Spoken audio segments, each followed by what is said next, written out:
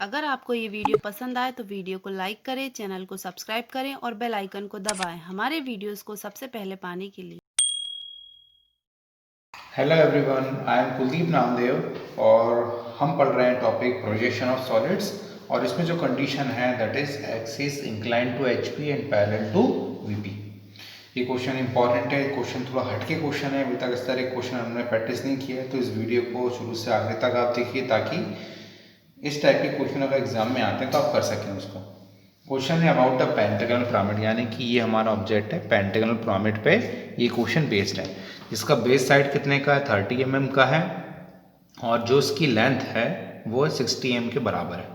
Question में दो condition given है, कंडीशन को अच्छे से समझना है। अगर ये दो कंडीशन आप समझ गए तो इस क्वेश्चन को आप आसानी से सॉल्व कर सकते हैं।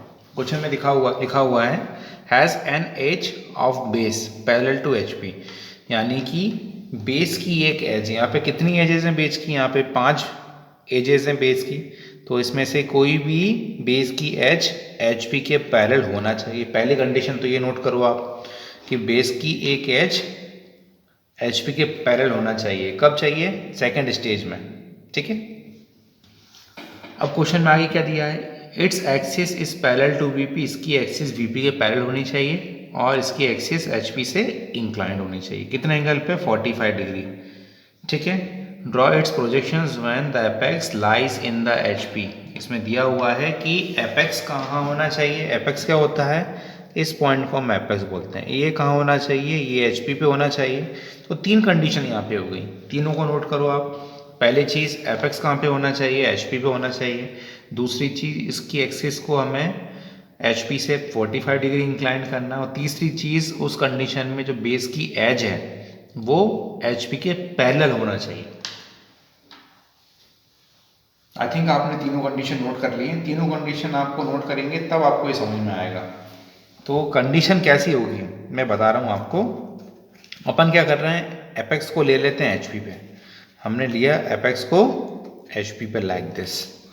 कंडीशन को समझने की कोशिश कीजिए। क्वेश्चन में क्या दिया हुआ है, एपेक्स कहाँ होना चाहिए? एपेक्स एचपी पे होना चाहिए। एपेक्स किसे बोलते हैं? इस पॉइंट को एपेक्स बोलते हैं। तो मैंने क्या किया, इसको इस तरह से होल्ड किया, एपेक्स रखा एचपी पे। एपेक्स एचपी पे हो गया। ये इंक्लाइन किससे हो गया? इसका एक्सिस एचपी से हो गया 45 डिग्री इंक्लाइन, बिल्कुल हो गया। इसका एपेक्स एचपी पर है, इसका जो एक्सिस है यानी कि O1 और O, इससे बनने वाली जो लाइन होती है इसे हम एक्सिस बोलते हैं।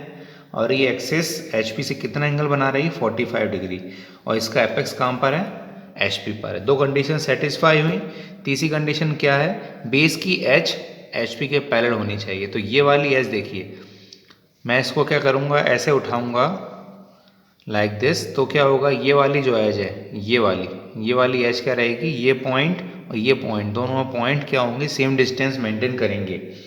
इसका मतलब क्या होगा, ये जो एज होगी ये एचपी के पैरेलल होगी। तो ये क्वेश्चन है ये वाला, इसलिए क्वेश्चन थोड़ा टफ है। इसलिए इस क्वेश्चन को शुरू से आगे तक आप देखिए कैसे इसे ड्रॉ करेंगे। इस तरह क्वेश्चन आपने कभी ड्रॉ नहीं किया है। तीनों कंडीशन सेटिस्फाई हो रही हैं।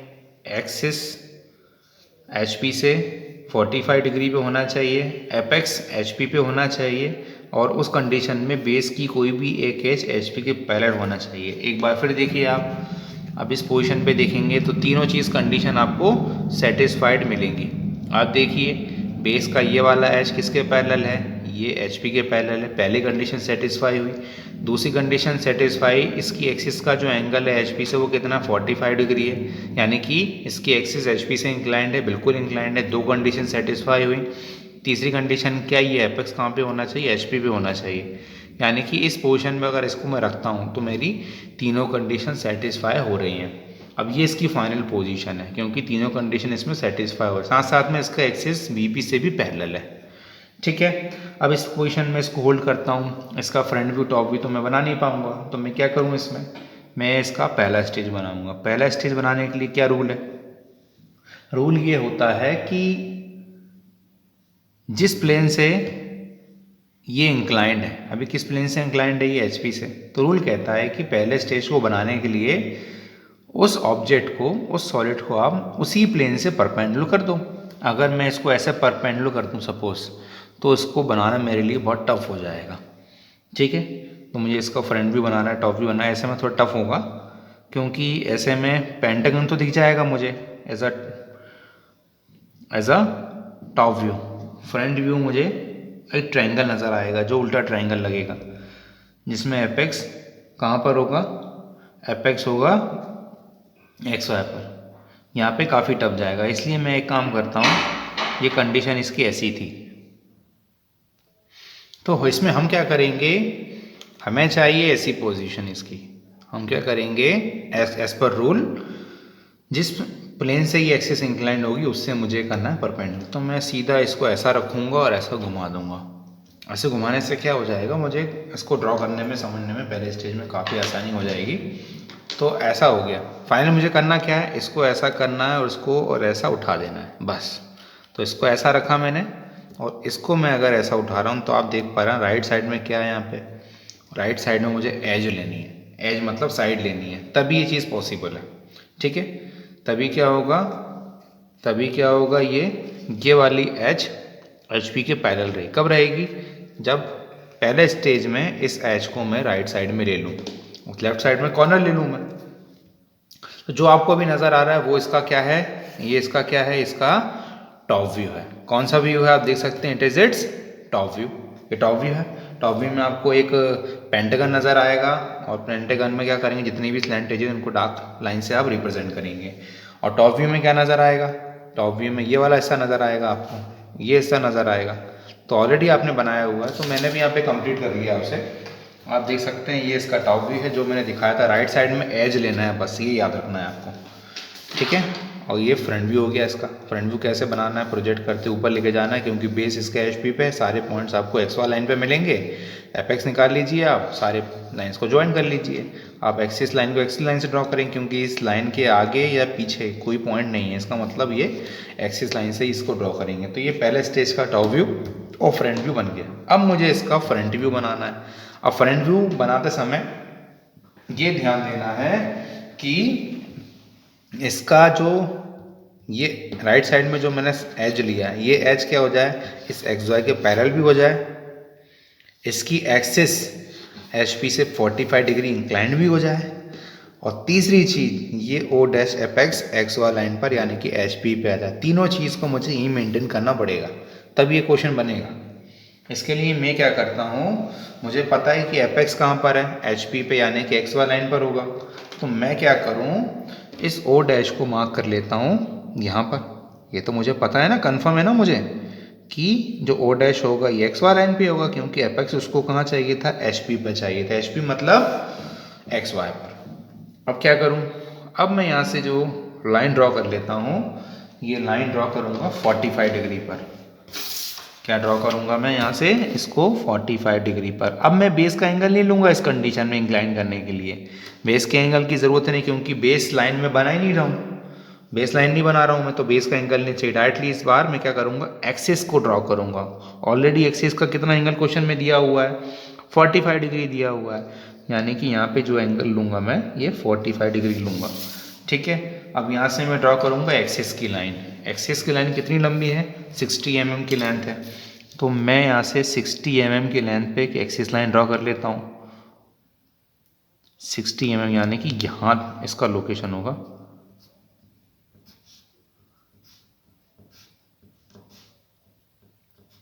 ये मैंने एक्सिस लाइन ड्रॉ कर ली, यानी कि ये लेंथ कितनी हो गई, 60 हो गई है। तो ये पॉइंट कौन सा हो गया, इस पॉइंट का नाम हो गया है O1 डैश, हो गया है।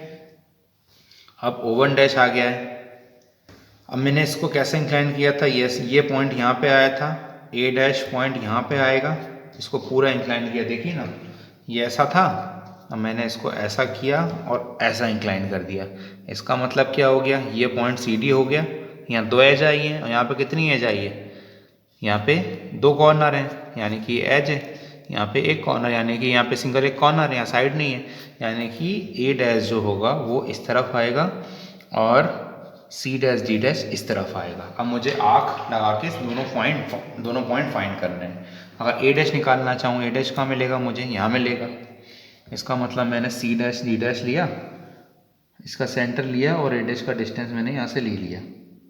C डैश D डैश कहाँ है, सी डैश, अच्छा सी डैश डी डैश नहीं है मेरे पास, तो मेरे पास अभी कौन कौन से पॉइंट्स अवेलेबल हैं यहाँ पे, ओ वन डैश है और ओ डैश है। एक काम करता हूँ, उसको ओ वन डैश से ले लेता हूँ मैं।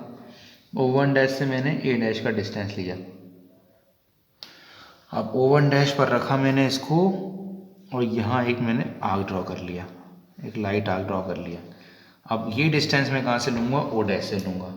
तो यहाँ पर गया ए डैश पर, मैंने ओ डैश से लेकर ए डैश का डिस्टेंस लिया, ये डिस्टेंस आ गया। अब मैंने ओ डैश पर रखा और यहाँ पर कट किया, यानी कि आर्क मेरा थोड़ा ऊपर जाएगा। तो मैंने अगेन ओ वन डैश से लेकर ए डैश का डिस्टेंस लिया, ओ वन डैश पर रखा मैंने इसको,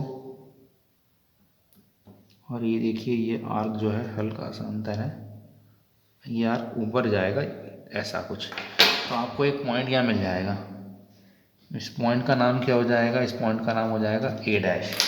अभी मैं इसको रब कर देता हूँ, ये मैंने ए डैश निकाल लिया है, ए डैश मेरा आ गया। अब मुझे अगला पॉइंट यहाँ निकालना सी डैश डी डैश। मेरे पास ये दो पॉइंट मान लेता हूँ मैं, तो ओ वन डैश से लेकर सी डैश डी डैश का डिस्टेंस मैं यहाँ से ले लेता हूँ। तो ओ वन डैश ये रहा, सी डैश डी डैश का डिस्टेंस ये मैंने एक आंक लगा लिया। अब ओ डैश में यहाँ पे अवेलेबल है मेरे पास, तो ओ डैश से लेकर सी डैश डी डैश का डिस्टेंस मैं ले लूँ। तो ये डिस्टेंस मैंने यहाँ से लिया और ओ डैश पर रखा, और यहाँ मैंने इस तरह से आर्क लगा लिया। यहाँ पे ही मुझे एक पॉइंट मिला। अब इस पॉइंट का नाम हो जाएगा सी डैश डी डैश। अभी मैं क्या करता हूँ, इसको रब कर देता हूँ ताकि फिगर मेरा गंदा ना हो। अभी दोनों पॉइंट्स आ गए मेरे।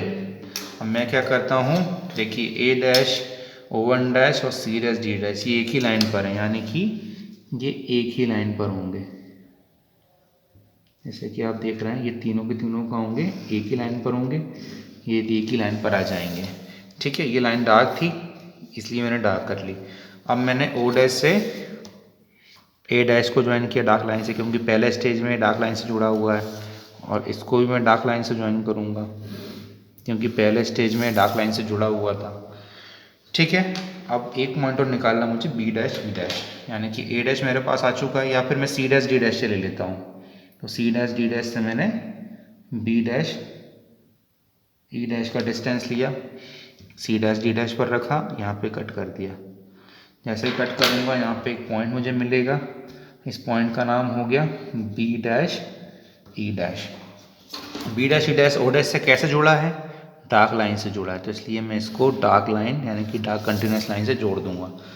अब देखिए ये पूरा फिगर बन चुका है। अब एंगल की बात करें तो मैं एंगल यहाँ लिख देता हूँ। ये जो यहाँ से लेकर ये एक्सिस का जो एंगल है, ये जो एक्सिस का जो एंगल है, ये एंगल कितना है, ये एंगल है 45 डिग्री। ये एंगल है 45 डिग्री। देखिए मैंने एंगल भी मेंटेन कर लिया एचपी से।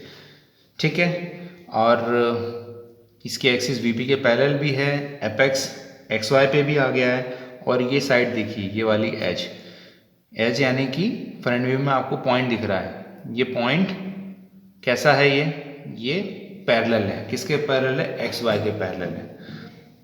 ठीक है ना, कैसा है ये एक्स वाई के, अगर इसकी लोकेशन एक ही आ रही है इसका मतलब ये एक्स वाई के पैरेलल है। ठीक है, अब मैं क्या करूँगा,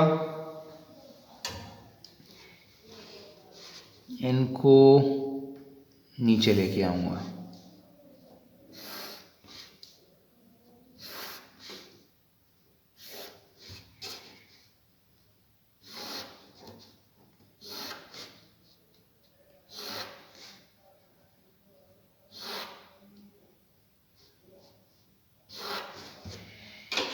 मैशिंग हो गई है, ये पॉइंट ओ हो जाएगा, ये होगा पॉइंट ए, बी यहाँ पे होगा, सी यहाँ पर होगा, डी यहाँ पर होगा, ई यहाँ पर होगा। सारे पॉइंट आ गए। ठीक है, अब ज्वाइन करने की बारी है। मैं अगर इसको ऊपर से देखूंगा तो आप देख सकते हैं वो बेस मुझे दिखेगा, है ना, देखिए ना, मैंने अगर इसको इस तरह से इंक्लाइन किया, अगर मैं ऊपर से देखता हूँ इसका टॉप बेस दिखेगा, पूरी की पूरी 5 एज आपको नज़र आ रही हैं। इसका मतलब ये A B C D E ए, ये चारों के चारों 5 साइड हैं, पांचों के पांचों क्या होंगी, डार्क होंगी। तो इसे मैंने डार्क किया।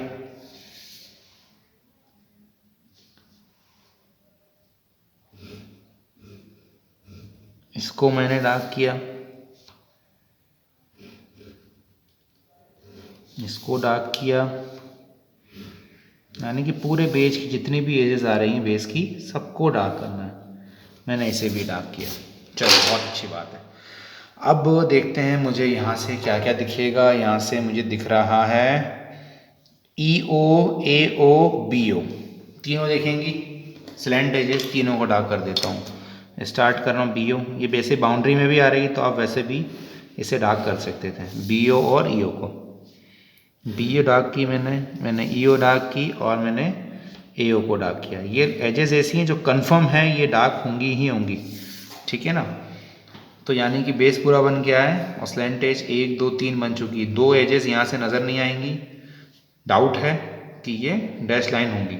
मगर अगर मैं कहूँ डी ओ को जोड़ो तो ये ई ए नाम की लाइन बीच में आ रही है। इसका मतलब ये हुआ कि ये कैसी बनेगी, ये डैश लाइन से बनेगी। मैंने बताया था ना रूल आपको कि कोई दो डार्क लाइन आपस में कभी इंटरसेक्ट नहीं हो सकती। सेम यहाँ पर है, सी से ओ को ज्वाइन करेंगे, ए भी बीच में आएगी, तो अभी भी दो डार्क लाइन आपस में इंटरसेक्ट होंगी, ऐसी कंडीशन आएगी। तो एक लाइन कैसी होगी, डार्क होगी, दूसरी कैसी होगी, डैश लाइन होगी।